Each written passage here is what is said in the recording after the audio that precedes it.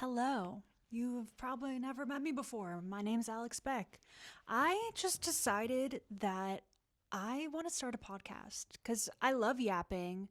As some of you already know, I go on TikTok Live and I love to talk about my dating life. I love to talk about things just going on in my life. I'm the kind of friend where I give advice to my besties. I am the advice friend.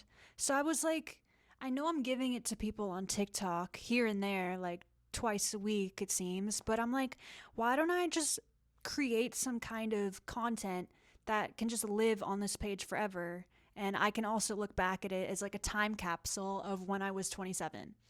So that's what we're doing basically. I'm really excited because I feel like for the longest time, I have been watching podcasts and I love relating to girls my age and feeling like, oh my God, I'm not alone going through this with dating or whatever it may be in my life. I'm feeling very inspired to just share my voice.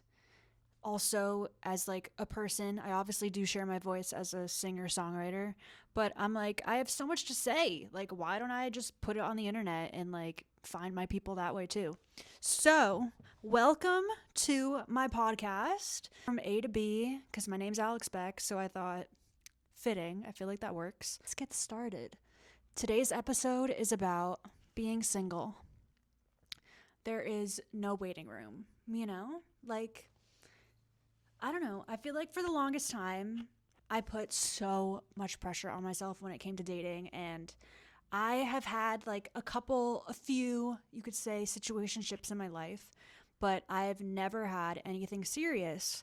And for the longest time, I would get so down on myself because I was like, is something seriously wrong with me that there's no guy out there that wants to settle down, make it like a thing? Recently, I just feel like I've grown up a lot and I've learned my values, and I just wanted to speak about this on today's episode. So that's what we're gonna do. Let's just talk about first off, being 27. I feel like my frontal lobe has very much developed. We're figuring out what we like, what we definitely don't, what we're not going to put up with. So 27 is most definitely like a sweet spot. I feel like I know my intentions. I know that I want something real. I'm kind of done beating around the bush, you know? Like, I'm focusing on my goals. I have friends around me that I absolutely love. I put in the time and the energy into myself. I work out multiple times a week. I eat healthy. I'm drinking my electrolytes. We're doing all the things. Because I'm doing that and I'm rewarding myself with good things and only putting in good things into my body and surrounding myself with good things, I'm like, I'm going to attract the right kind of person now, which is fantastic because I feel like for years I would see the thing that I would want to do to take care of myself, but I wouldn't actually get myself to do it. I would always find an excuse. Or I was like, oh my God, he's cute. Let me just do it anyways. I know he's trouble, but let's just do it anyways. Now we've closed those doors. We know what we deserve. All right, let's jump into these questions I have. Was there a specific light bulb moment where you stopped viewing being single as a waiting room and started seeing it as the main event? Yes, I feel like very recently, to be honest with you, I feel like I would always go on dating apps and I'd be so sad if a guy ghosted me. And I would take it so personally. And I just felt like I was sitting in this chair in this waiting room and it had my freaking name on it. It had a plaque. It was like, this is Alex's chair. You're staying here forever. And I feel like I kind of took the chair out of the waiting room and now I'm just I'm living my life. I'm making my plans with my girls. We're going out. We're going to have a cute little drink. Or on Sunday morning, I'm going to go to my Pilates class and then I'm going to go to the farmer's market. Or I'm going to go to a great place in LA and get myself an overpriced matcha because that's what I want to do with my time. And before, I would just be depressed about it and be like, oh, I wish there was a boy here. But now I'm just I'm going to enjoy my life. I'm going to do what I want to do. And that's that. There's no waiting room. You're too hot for the waiting room, you know? Go make your plans. Go be busy. Don't be so available. What is the biggest misconception people have about women who are intentionally single and dating? That they're desperate? If you're putting out the good vibes, the good energy, there's nothing wrong about that. Dating is supposed to be fun. It's a part of your 20s or whatever age you are. Dating is a part of life. Like, you find out things about yourself that you would have never thought about on a date. Like, I found things out about myself on dates, let me tell you. There's nothing wrong with dating. Like, you should actually just have fun with it, because you're just gonna meet a person you never thought you would meet. You're gonna have a story at the end of it. It's just gonna be fun. Like, there's literally no pressure.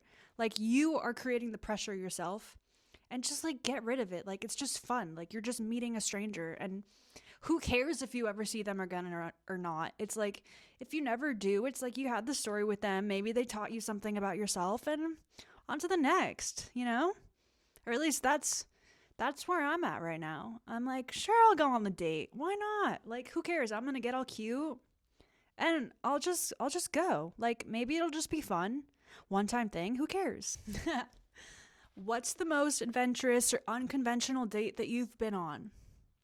Let me tell you, I've got some stories, you guys. Like, me being me, like, knowing that I've never been in like a proper relationship, like, girl, I've been on plenty of dates, and some of them I'm just like, damn, girl, I don't know how you did it, but we got a story out of it.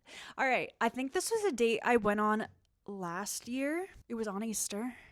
Never thought I would say that sentence. I went on a date on Easter, and what did he want to do? He said, let's go to church. And I was like, you know what? Sign me up. You know, I'm a kind of girl, I'll do it for the plot. Like, at the end of the day, I write songs. So I'm like, let's just go do it. Like, why not? We'll see what we get out of this. Showed up for like the 5 p.m.er, I think that's when it was, and saw him. He was walking up to the church. I was early. He was late by like 20 minutes, or like, I'll give him 15 minutes. And I was just standing there on the phone with my mom, because I was like, I'm just standing outside at church. Like, I don't really know what to do here. He finally came up. I was like, oh my God, tall, check, cute, check, love it. Gives me a hug. We walk in. Crazy that this was a year ago and I remember this many details. Like, go off. Go in, we sit down, we like talk a little bit. He's like, have you ever been to church? I was like, I haven't. I'm like Jewish and Catholic, but like never really went to church. Like, never really had that experience in my life. So I was like, you know what? Here we go. And there was like a live band. We did the whole thing where you go around with the Jesus thing, you know what I'm talking about. Clearly, I don't know the terms for things. We did that. I spit it out. I was like, this is not for me. That's totally fine. And then I was like weirdly comfortable, like sitting next to him. Like, obviously we're in silence. Like, and he's a stranger, which is like usually not the case. Like, when you're on a date with someone and you have that silence, it's like, I don't like the silence. But with him, it was like fine for some reason, which I was like, that's a good sign. Green flag, green flag. We both felt a vibe, even though we maybe exchanged like 10 words to one another. And then we got outside and he was like, do you want to go eat? And I was like, you know what? Sure. So then I think we went somewhere. We had dinner. I'm not going to say where, because like whatever. Some like private club in LA. And really good, really positive. We were just eating an Easter dinner together. There was one comment made at the dinner where I was like, oh, maybe you're not my man. He was like talking about music in a way, and he was like, oh, like, I'm excited to listen to your music, but like, he didn't say it like that. He was like, what if your music is bad or something? He said something along the lines of that, and I was like, what? Excuse me? Rose-colored lenses came off. They were like, bye-bye. So I was like, that's really weird. I would literally never say that to someone on a first date. I don't know you. Why would I put you down? So he said that. Definitely that comment stung a little, stuck in my mind, because I was like, why would you say that? I don't even know what my response was. I just remember him saying that to my face, and I was just like, oh, that's the kind of guy you are. All right, cool. Guess I'm never seeing you again. So we go down to our cars, to the valet, and in the elevator down, he does the classic, by the way, I'm going to delete my dating app very soon, because like I was talking to my friends, and like I know that's not a part of my journey anymore, basically. And I was like, really? You had to use that line on me? It's like, girls, we've all heard that line before. It's like, you're just saying that so you can get what you want. But little do you know, I'm not that naive. I know exactly what you're doing here. I don't believe a word you just said, but nice try. Nice try. You thought you could do it, but that's not the case. So yeah, never spoke to him again. Love that. So that's my unconventional date. But now I could say that I went to church. So we checked that off the list. What's my pre-date ritual? My ritual? I don't know. I get really cute. I listen to like 80s pop, like Madonna. I listen to Gaga. I listen to my girls, you know. I get really hype. I dance around. Hype myself up. Then I usually take a Waymo or an Uber, and you know what I do? This is like, I also do this when I go out at night. I like close my eyes, or they're open, whatever, and I visualize a light switch going on as if like we're turning on the baddie energy. Envisioning like myself like lighting up and being like this beautiful light and energy, and I feel like it most definitely affects me. I don't know where I heard that. I definitely heard it somewhere. I did not just come up with that myself. It's like just embodying like the best version of yourself. You're like, yes, I'm turning on and I am everything, you know? So I guess that's my pre-date ritual. I do that like every time now. Last like full-on question. What does your dating filter look like now versus when you were 22? My God. I feel like when I was 22, all I cared about was like that they were a musician or like they lived on the west side. Like I had the weirdest like criteria. Now I'm just like, do you have kind eyes and are you hopefully above 6 foot? Like kind eyes. One of my best friends told me about that. She was like, Alex, when you look at a dating profile, look at their eyes. Do they have kind eyes? And I'm like, ever since she said that, shout out to you, you know who you are, like it has stuck with me. So this is from me to you. Look for kind eyes. And like hopefully they have a job.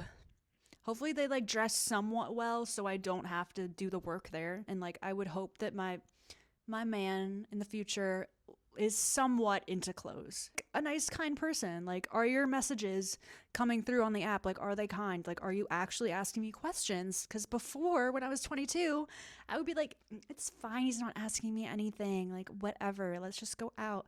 And now I'm like in the lens of like, is he putting out the good energy before we meet?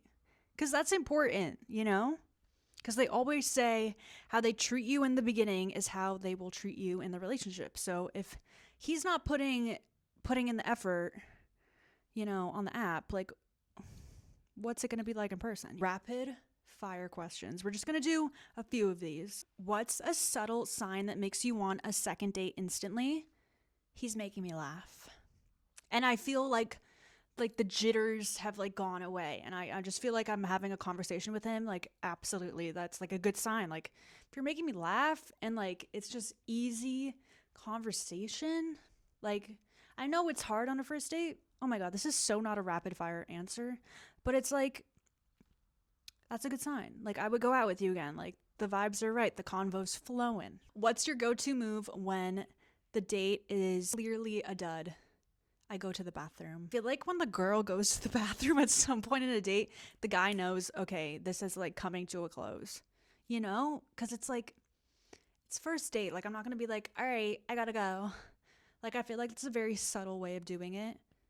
Like, the conversation has like, you know, it's kind of gotten to a point where it's not flowing anymore. It's kind of slowing down.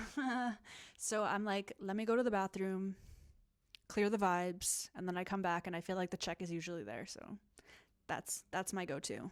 Final question. What track sums up your dating life right now? Oh my God. I feel like low-key, this is like an interesting answer, but Aperture by Harry Styles. I feel like lately, what's that lyric? It's like aperture lets the light in. I feel like I am very much in my like light, bright energy, and like people are feeling it. Like they're coming through in the DMs and the apps, whatever it may be. I feel like because I'm radiating at like such a high vibration, it's like coming through and people are like gravitating towards it. So that would be my answer. Also, that song is a bop. That's kind of the topic I wanted to touch on today. I want to do like a little segment that I do every time called Obsession of the Week. OOTW. And my obsession, it could be like anything I want, kind of, because I don't want it to be like just one thing, because I feel like that'll get boring every time. So maybe it'll be an experience I had this week is the obsession, or maybe like a new makeup product or a song or whatever it may be. But today's obsession of the week is I went to a color palette, like, you know, the Korean thing where they lay the fabrics on you and they tell you what colors suit you best. Well, I just had that like a couple of days ago. I had the appointment and it was really eye opening. And it showed me that some of these colors I never wear. And that's my obsession, because now I feel like I'm in this like new realm of like creating a new version of myself, because now I really know what colors suit me. And I feel like that's just going to bring out more of my energy. So that's my obsession of the week. This was so much fun. This just kind of made me realize that I love to yap, and this isn't so daunting as I thought. I'm gonna come up with more segments as I do this weekly, but I'm gonna try and upload weekly because I just love to yap, so might as well. Thanks for hanging out with me. Don't forget to hit the subscribe button. Wow, I've always wanted to do that. And I love you guys. I'll see you next week. Bye.